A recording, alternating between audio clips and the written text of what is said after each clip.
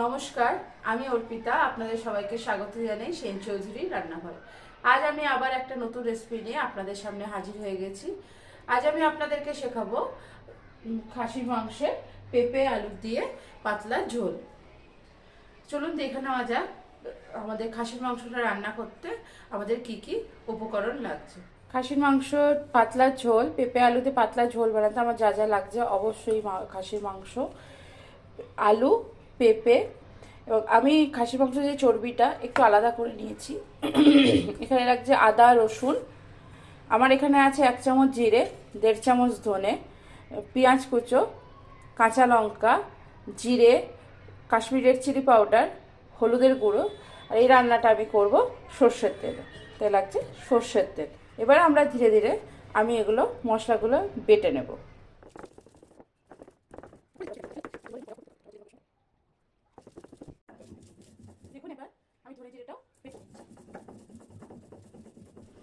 দেখুন আমি আদা রসুনটাও বেটে নিয়েছি, আবার জিরে ধনেটাও আমি বেটে নিয়েছি। এবার আমি রান্নাটা শুরু করব। দেখুন তেলটা এবার আমার খুব ভালো করে গরম হয়ে গেছে। এবার আমি পেঁয়াজগুলো দিয়ে দেবো ভাজতে।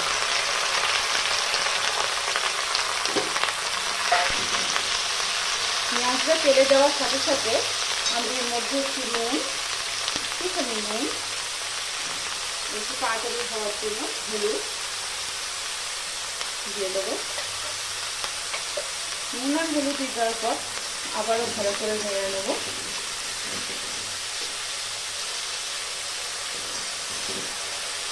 এবার আমি এটা যদি ঢাকনা দিয়ে দিচ্ছি কড়াইটার মধ্যে, পেঁয়াজটা কিছু হতে দেবো। দেখুন পেঁয়াজটা আমার ভাজা ভাজা হয়ে যাওয়ার পর আমি এখানে আদা রসুন বাটা দিয়ে দিয়েছি। আদা রসুন বাটা দিয়ে আবারও ভালো করে কষাচ্ছি, এবং আদা রসুন বাটাটা দেওয়ার পর অল্প একটু আমি এর মধ্যে জলও দিচ্ছি যাতে তলায় লেগে না যায়।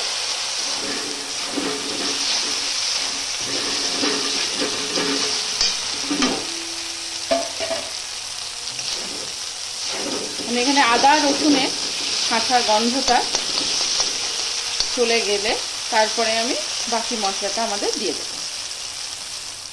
দেখুন আদা রসুন বাটা দিয়ে ভালোভাবে কষানোর পর আমি যে ধনে জিরেটা বেটে রেখেছিলাম সেটা এবার এর মধ্যে দিয়ে দেবো। ধনে জিরে বাটা দেওয়ার সাথে সাথে ধনে জিরে বাটিটা ধুয়ে জলটা একটু দিয়ে দিলাম। এবার আমি এটাকেও খুব ভালো করে কষাবো। খাসির মাংসে কিন্তু জিরে কম লাগে, ধনে একটু বেশিই লাগে। আপনি যদি জিরে কম দিয়ে ধনে বেশি দেন তাতে টেস্টটা খুব ভালো হয়।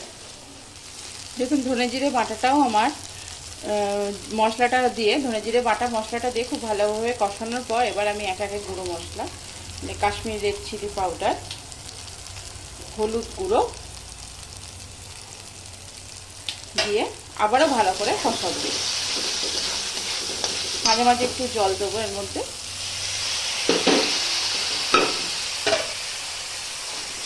জল দিয়ে ভালো করে কষাবো।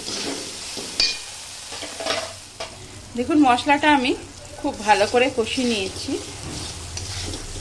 আমি প্রায় এরকম করে ভালো করে নেড়ে চেড়ে উপর নিচ করে মশলাটা খুব ভালো করে কষিয়েছি। মশলাটা কিন্তু পরে গা থেকে ছেড়ে দেখুন চলে আসছে এবং তেলও ছেড়ে গেছে। এই সময় আমি খাসির মাংসটা এর মধ্যে দিয়ে দেবো।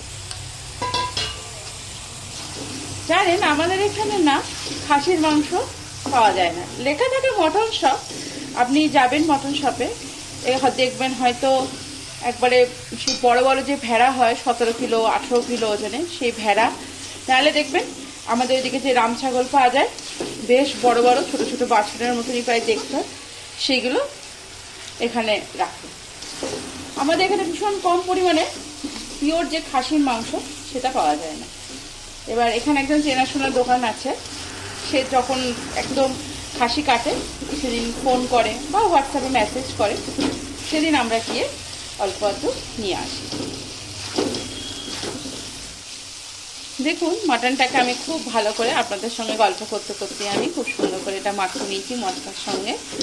এবার আমি এটাকে কি করব, ঢাকা দিয়ে বেশ খানিকক্ষণ ধরে কষাবো। যেমন কড়াই ঢাকনা লাগিয়ে দিলাম, ফ্লেমটা আমার লো মিডিয়াম ফ্লেমেই আছে। দেখুন এবার আমি এটাকে খুব ভালো করে কষাবো।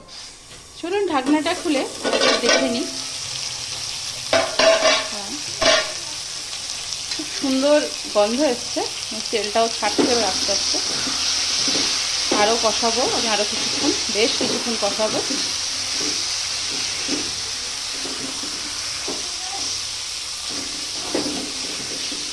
দেখুন আবারও একবার ঢাকনা খুলে আমি আরেকবার দেখবো। হ্যাঁ, মাংসটা দারুণ কষানো হয়েছে, একদম তেল ছেড়ে চলে এসছে, আপনারা দেখতেই পাচ্ছেন। এটা এখন লাইট ওয়েট হয়ে গেছে, তো কড়াইয়ে নিচে ধরেও নি, দেখতেই পাচ্ছেন আপনাদেরকে।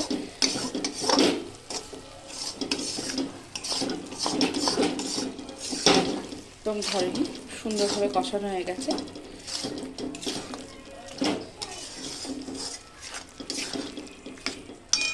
এবার আমি এর মধ্যে গ্যাসটা একটু বাড়িয়ে দেবো, দিয়ে আলু আগে থেকে কেটে ধুয়ে জলে ভিজিয়ে রেখেছিলাম।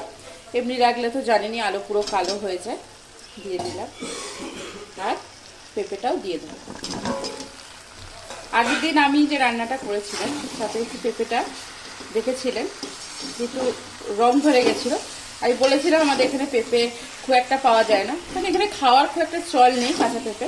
তো আজকে আমি বলে এসেছিলাম, তো আজকে দেখছি না কাঁচা পেঁপে পাওয়া গেছে। এইভাবে একবার নেড়ে নেবো, নেড়ে নিয়ে এবার এই মাংসটাকে প্রেসার কুকারে দিয়ে স্টিম করব। পরিমাণ মতো জল, নুন আর একটু দেবো, কারণ আলু দিলাম, পেঁপে দিলাম, জল দেবো, তো নুন দিতেই হবে, নুন না দিলে ব্যালেন্স হবে না খাবারটা। তা আমি কিন্তু খাসির মাংস রান্না করতে কোনোভাবে টমেটো ব্যবহার করিনি, টমেটো বা দই। এইভাবে করে দেখবেন, খুব সুন্দর খেতে হয়।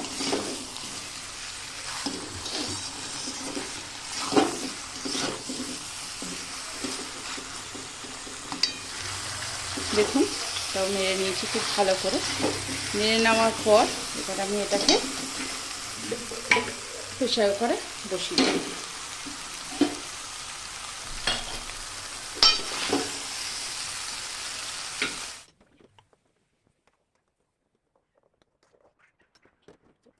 দেখুন আমি মাংসটাকে প্রেসার করে শিফট করে দিচ্ছি। এবার এই কড়াইয়ের মধ্যেই আমি জল দিয়ে নেবো, জল দিয়ে একটু গরম করে দিয়ে দেবো।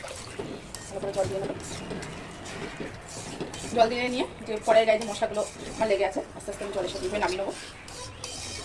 দেখুন কড়াইয়ের জলটা গরম হয়ে গেছে, এবার আমি এটা প্রেসার কুকারের মধ্যে ঢেলে দিলাম।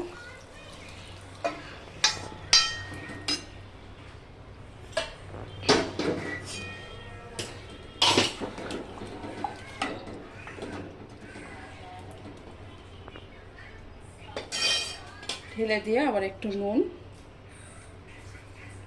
মানে পুরোটাই লাগবে, কিছু জল দিয়েছি, নুন দিয়ে দিলাম। এবার আমি এটাকে ঢাকনা আটকে এটাকে আমি সিটি দিতে বসাবো। প্রথমে আমি গ্যাসটা একদম বাড়িয়ে দেবো, বাড়িয়ে দিয়ে আমি দুটো সিটি দেবো। তো লো মিডিয়াম হিটে একটা সিটি দেবো, আর একদম কমিয়ে যতক্ষণ না সিটি আসবে ততক্ষণ বসিয়ে রাখার পর আমি সিটি যে আসবে হবে গ্যাসের ফ্লেমটা আমি অফ করে দেবো, যে পুরো সিটিটা আমি বসাবো। পুরো প্রেসার কুকারে স্টিম হওয়ার পর আপনাদের সঙ্গে আবার কথা হচ্ছে। দেখুন আমি প্রেসার কুকারে ঢাকনাটা আটকে দিয়েছি, কিন্তু আমি ভুলে গেছি, আমি সাইডে যে চর্বিটা রেখেছিলাম প্রেসার কুকারে ঢাকনাটা আরেকবার খুলতে হলো আমাকে। দিয়ে চর্বিটা উপর থেকে দিয়ে দেবো। এই চর্বিটা পুরোটা গলেও যাবে না, খেতেও খুব টেস্ট হবে। দেখুন উপর থেকে আমি দিয়ে দিলাম, দিয়ে এবার ঢাকনাটা বন্ধ করে সিটি লাগাবো। প্রেসার কুকারে সিটি পড়ার পর আবার আপনাদের সঙ্গে আমার কথা হচ্ছে। চলুন দেখে নেওয়া যায় প্রেসার কুকারটা বসেছে কিনা। হ্যাঁ, প্রেসার কুকারটা পুরোটাই বসে গেছে। এবার আমি প্রেসার কুকারটা খুলবো, খুলে দেখুন খুব সুন্দর হয়েছে কালারটা, পুরো তেলটা ছেড়ে এসছে, চর্বিগুলো আমার গলেনি। এবার দেখা যাক মাংসটা সেদ্ধ হয়েছে কিনা।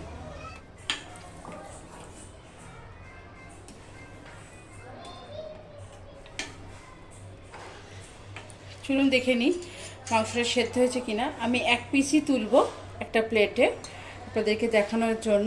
তারপরে আমি প্রেসার কুকারেই মাংসটা রেখে দেবো, কারণ আমরা এখন খাবো না, একটু পরে খাবো, সেই জন্য। এই দেখুন পুরো ছেড়ে চলে আসছে। এই দেখুন, কোনো আমাকে প্রেশার ক্রিয়েট করতে হচ্ছে না, এইভাবে পুরো ছেড়ে আসছে। এত সুন্দর মাংসটা সেদ্ধ হয়েছে, আমার হাত থেকে পুরো ছেড়ে আসছে। আজ আমি আপনাদেরকে দেখালাম পেঁপে আলু দিয়ে খাসির মাংসের পাতলা ঝোল। অবশ্যই আপনারা বাড়িতে বানাবেন এবং আমাকে কমেন্ট সেকশনে লিখে জানাবেন আপনাদের কেমন লাগলো।